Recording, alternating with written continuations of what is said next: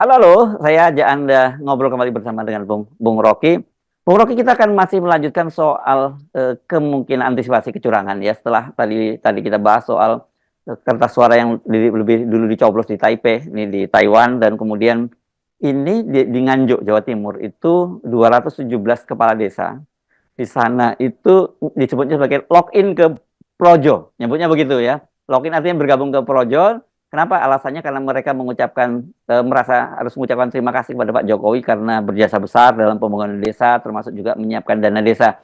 Dan kita tahu kan sebenarnya ini maksudnya login kalau dengan gabung Projo ya mereka akan dukung Gibran lah gitu pada Pilpres. Padahal perangkat desa ini kan nggak boleh harusnya terlibat dalam kegiatan semacam ini. Ya, ini alasan yang cerdik juga nih, login. Boleh Ya, juga istilahnya itu. iya, iya. Itu nanti ditanya di debat, login artinya apa itu? Iya, Nempel iya. atau Iya. masukkan diri. Tetapi poin kita sebetulnya 217. Itu artinya kalau satu desa mungkin 5 TPS itu artinya ada 1000 TPS di yang dikuasai oleh kepala desa itu, alias dikuasai oleh Projo pada akhirnya kan. Dan ini sebetulnya ini juga potensi kecurangan. Karena kepala desa itu bagaimanapun panutan dari masyarakat. Waktu dia ucapkan itu, tentu masyarakat merasa, oh ini kepala desa benar-benar ingin memuliakan rakyat, karena itu udah dari awal udah mengatakan mendukung Projo, dengan kata lain mendukung Jokowi, dengan kata lain mendukung Gibran, dengan kata lain mendukung Prabowo. Kira-kira begitu jalan pikirannya kan. Dan bagi orang desa yang sebagian besar tidak atau belum cukup kemampuan untuk menganalisis arah politik dari kepala-kepala desa ini, itu menganggap ini hal yang standar saja, yang bahkan efisien mungkin tuh. Tapi kita mau terangkan bahwa adil dalam pemilih itu harus dimulai justru oleh kepala desa. Mestinya kepala desa mengatakan kami beritikat baik dan menyatakan kebulatan tekad untuk tidak memberi sinyal apapun, termasuk apalagi login terhadap seseorang atau satu organisasi yang punya kaitan teknis atau ideologis dengan partai tertentu atau dengan caleg tertentu. Kan mestinya begitu tuh. Tapi ini masalahnya adalah keinginan untuk mengucapkan itu didahului oleh semacam sebut aja mungkin provokasi, bahwa kalau kalian nggak melakukan apa yang kita inginkan, mungkin Projo secara sublim mengucapkan itu, maka kepala desa ini tidak punya patokan etis tuh. Jadi sebetulnya pendidikan politik kita sampai di bawah itu artinya tidak berjalan selama Presiden Jokowi berkuasa. Itu nggak ada semacam pengertian bahwa etik itu harus didahulukan sampai ke kepala desa. Nah, kepala desa ini udah punya model kan, kami udah diakselerasi oleh beberapa kali pertemuan di Jakarta, mungkin didatangi juga oleh aparat supaya briefing mereka tentang apa yang mesti mereka lakukan. Jadi bagi mereka ini normal sebetulnya kan. Walaupun kenormalan itu pasti ada imbalan material. Jadi saya kira ini tipe kecurangan yang lebih yang nyata tetapi masuk akal karena mereka dengan sadar mengatakan kami login dengan Projo, walaupun kita tahu samar-samar Projo bukan lagi samar-samar, jelas-jelas Projo adalah bagian dari upaya pemenangan Gibran. Ya, udah jelas kalau Projo kan mereka udah deklarasi untuk dukung Prabowo Gibran. Dan tadi kan selain soal panutan, mereka ini seperti kita sebutkan tadi kepala desanya, dan itu di bawah kepala desa itu ada perangkat-perangkat desa gitu ya, Bung Rocky, kan banyak sekali perangkat desa. Dan mereka ini akan nanti jadi panitia penyelenggara pemungutan suara kan, menjadi PPPS itu ya, KPPS ya. Dan saya kira dari situ saja kita udah mulai tahu, wah ini berat, kita berharap pemilu akan adil begitu. Nah, kita tunggu apakah kemudian modus yang sama login itu akan terjadi juga di desa-desa lain, dan saya menduga keras modus semacam itu akan terjadi di tempat-tempat lain juga, Bung Rocky. Saya kira ya itu akan disebarkan sebagai model sebetulnya, dan kepala desa menguasai aparat desa biasanya hubungan kekeluargaan itu erat sekali dengan tetangga-tetangga dia, dan sangat mungkin antar desa yang bertetangga juga akan ambil model itu kan. Apalagi kalau udah diterangkan bahwa ini ada kenikmatan material yang udah diperoleh oleh desa yang sana. Kepala desa yang sana juga, oh ya udahlah. Walaupun mungkin kepala desanya bilang nanti di pemilu toh itu perjanjian dengan Tuhan aja nyoblos siapa. Iya, tapi perjanjian dengan Tuhan di dalam kotak suara. Di luar kotak suara itu perjanjian dengan kekuasaan kan. Itu sinyalnya begitu tuh. Jadi tetap ini model-model mobilisasi yang kita kenal sejak Orde Baru, yang memakai modus-modus seolah-olah ini adalah kerelaan untuk mendukung seseorang karena merasa diperhatikan desanya tuh. Ini tetap pendidikan politik tidak berhasil dilakukan oleh rejim ini. Departemen Dalam Negeri, KPU, apa aja tuh. Jadi tetap kita curiga. Akhirnya kecurigaan itu yang menjadi dasar untuk mengamati pemilu hari ini. Ya, dan sebenarnya itu ya, mereka sendiri juga tahu kok bahwa orang dengan mudah membaca ini ya, karena ini kan sangat telanjang begitu ya. Tapi mereka kelihatannya tidak malu-malu melakukan itu dan nanti mereka bisa membela diri. Kami tidak mau mendukung salah satu, tapi kami hanya ingin mengucapkan terima kasih pada Pak Jokowi. Nah, saya kira ini juga yang selama ini salah seolah-olah bahwa Pak Jokowi itu personifikasi negara, tapi saya kira tidak bisa terhindarkan karena dan kita kemudian memahami mengapa sebagai seorang kepala negara itu sebagai presiden Pak Jokowi itu rajin bagi-bagi bansos sendiri, datang sendiri, bagi-bagi permodalan sendiri dan sebenarnya itu kan kelas yang hanya cukup dilakukan oleh seorang RT atau RW sebenarnya apa yang dilakukan oleh Pak Jokowi itu. Kelihatannya itu yang dari awal, dari 9 tahun lalu kena diinspirasikan oleh Pak Jokowi bahwa pemimpin itu harus turun ke bawah. Tetapi model yang dilakukan adalah menyogok, bukan memberi ide kan. Lain kalau Pak Jokowi datang berceramah di situ kan. Nggak pernah Pak Jokowi datang untuk berceramah.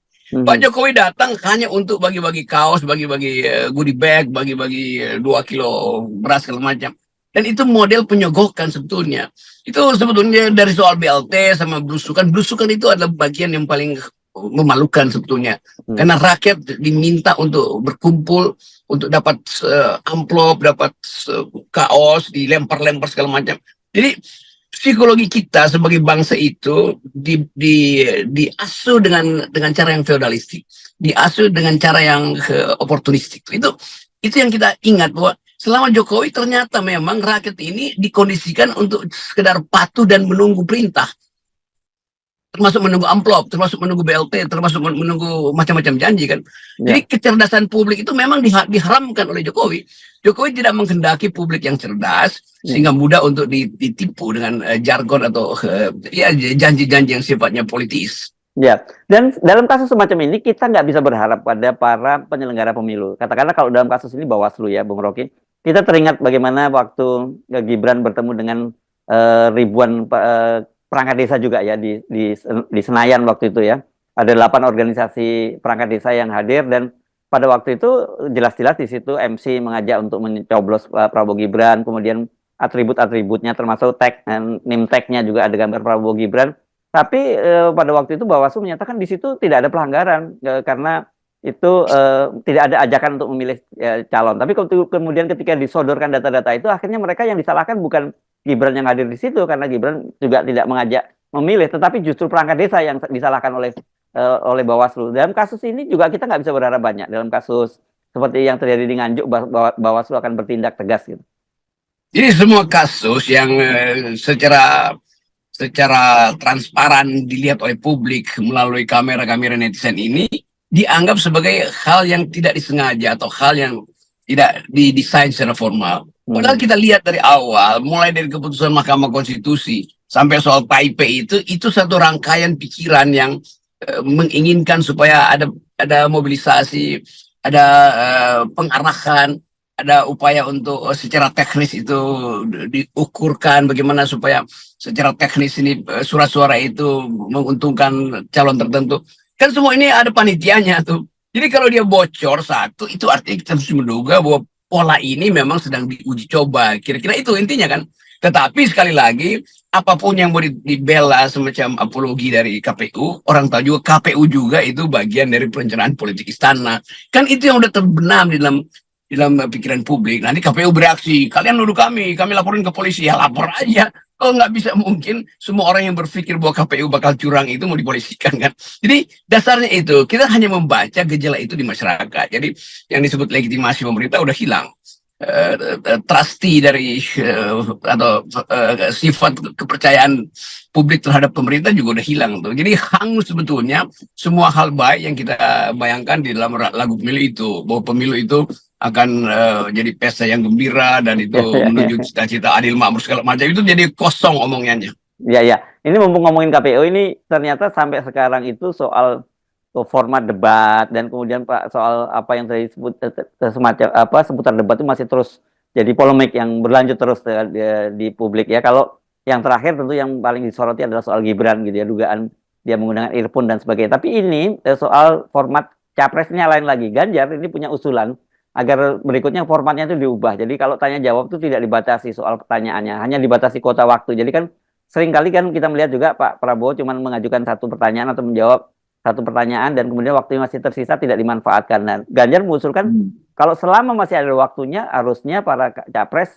itu bisa bebas bertanya jawab. Jadi dengan begitu kata dia menjadi lebih dinamis. Ini saya kira kalau ini mulai nantang-nantang ini Ganjar nih kelihatannya seru juga ini. Bagus, usulan Ganjar itu bagus. Sebab Ya. debat itu artinya substansinya dikuras habis-habisan. Yes. Kalau waktunya dibatasi, substansinya nggak dapat. Tapi justru itu masalah buat Ganjar tuh.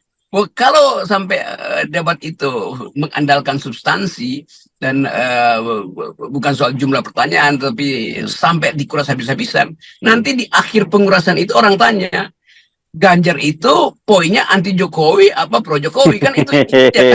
Jadi nanti juga Pak Ganjar akan terjebak di situ tuh. Orang anggap ya Anda mengusulkan sesuatu yang padahal Anda nggak bisa penuhi. Karena kalau Anda pro Jokowi, maka Anda bergabung dengan argumen-argumen Pak Prabowo. Karena Anda anti Jokowi, bergabung dengan argumen-argumen Anies Caimin. Kan di situ kesulitannya tuh. Tapi oke lah, kita anggap aja bahwa ya Ganjar tahu masalahnya, tetapi kalau dia lakukan itu, dia justru yang konyol. Kan orang tagih di ujungnya tuh. Pak Ganjar ngomongnya apa? Udah berjam-jam ngomong, tetapi substansinya nggak jelas itu. Pro apa kontra terhadap Jokowi. Kan cuma itu yang orang tunggu. Iya, saya kira kita lengkapi dong kalau gitu usulannya Pak Ganjar yang itu bagus, tapi jangan hanya berhenti di situ, gitu ya. Mulai tegaskan positioning Anda. Itu akan bakal lebih mantap gitu ya.